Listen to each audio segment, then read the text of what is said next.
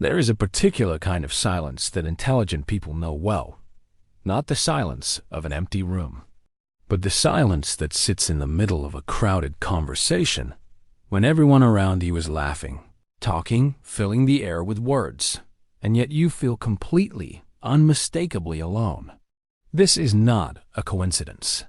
This is not a personal failure. This is a pattern. And once you understand it, everything begins to make sense. The mind that grows apart. Intelligence, in its truest form, is not simply the ability to solve problems or recall information. It is the capacity to see deeper, to notice what others overlook, to question what others accept, to feel the weight of ideas that most people never pause long enough to consider. And that capacity comes with a price. The more your mind expands, the more you begin to notice a gap. A gap between the conversations you need and the conversations that are available to you. A gap between the depth you carry inside and the shallowness of most everyday exchanges. Small talk becomes unbearable, not because you are arrogant, but because your mind is hungry. You don't want to discuss the weather. You want to discuss why human beings are the only species that fears its own potential. You don't want surface. You want depth. And in a world built largely on surface, that hunger isolates you. Here's what no one tells you about being intelligent. People will misread your silence as coldness. They will mistake your thoughtfulness for distance. They will see your inability to engage in hollow conversation as pride, when in reality, it is longing. You are not withdrawing from people. You are withdrawing from conversations that feel like a slow suffocation.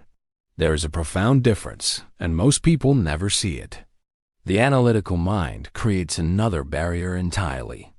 While others move through social interactions naturally, the intelligent person is often processing in real time, analyzing tone, subtext, meaning beneath meaning, wondering whether what was said is actually what was meant, replaying exchanges hours later, searching for what was real and what was performance. This is not a weakness, but it does make effortless connection feel almost impossible, because you are never fully in the moment. Part of you is always watching, measuring, thinking. And then comes the standard gap.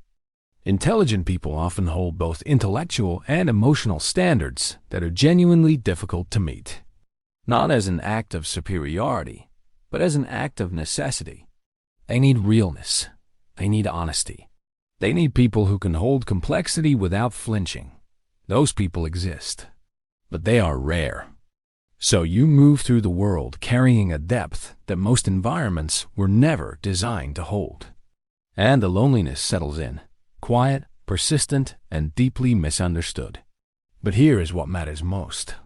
This loneliness is not a flaw in your character. It is the cost of a mind that refuses to be shallow. And that cost, as heavy as it feels, is also the beginning of something remarkable. There is a moment that changes everything. It is not a dramatic moment, no thunderclap, no sudden revelation. It is quiet, almost imperceptible. It is the moment you stop asking, "Why don't I fit in?" and start asking, "What am I being shaped for?" That single shifting question, from womb to purpose, is where transformation begins. Loneliness and solitude wear the same face, but they are not the same thing. Loneliness is what happens to you. It is passive. It is the ache of feeling unseen in a room full of people. It is the exhaustion of pretending to belong somewhere you never truly did. Solitude is what you choose. It is active. It is the deliberate act of turning inward, not to escape the world, but to understand it more completely than the world ever understood you.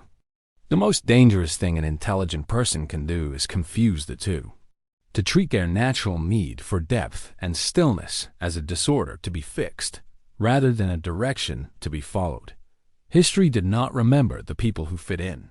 It remembered the ones who couldn't, the ones who sat alone with their thoughts long enough to birth ideas that outlived entire civilizations. The ones whose isolation was not a dead end, but a laboratory. a space where ordinary noise was replaced by extraordinary clarity. Your solitude is not wasted time. It is investment in a version of yourself that the world has not yet met. But here is the truth that most motivational content refuses to say. Intelligent people do not need more connections. They need true ones. One conversation that reaches the core of who you are is worth 1,000 that never leave the surface. One person who meets your mind, fully, honestly, without performance, rewires the entire narrative of your loneliness. Stop measuring your social worth by volume. Start measuring it by resonance. You were never meant to be understood by everyone. You were meant to be understood completely by a few. And if even that feels far away, begin with yourself. The most profound relationship an intelligent person can build is with their own inner world, not in a self-absorbed way, but in the way a musician tunes their instrument before they play for anyone else. Know your thoughts deeply. Honor your contradictions. Sit with your questions instead of rushing toward comfortable answers. Because a mind that is at peace with its own complexity stops needing the world to validate it. That is not isolation. That is freedom. Emotional intelligence becomes the final bridge. Raw intelligence sees the world clearly. Emotional intelligence allows you to move through it without losing yourself, without dimming your depth, without pretending to be less than you are just to make others comfortable.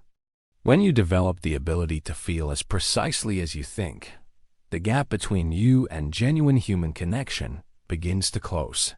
Not because you changed who you are, but because you finally learned how to carry who you are, gracefully, openly, without apology. You were not built for shallow waters. And yes, deep waters are lonelier. They are darker, less crowded, but they are also where everything meaningful lives. Every great idea, every honest emotion, every rare and extraordinary human connection that reminds you why depth was always worth the cost. Your loneliness was never the conclusion of your story. It was the opening chapter of a life lived at full depth. And now, a question for you. If you stopped waiting to be understood by the world and started deeply understanding yourself, what is the one truth about who you are that you have been afraid to fully accept? Sit with that, because the answer might be the most important conversation you have ever had, and it begins entirely within you.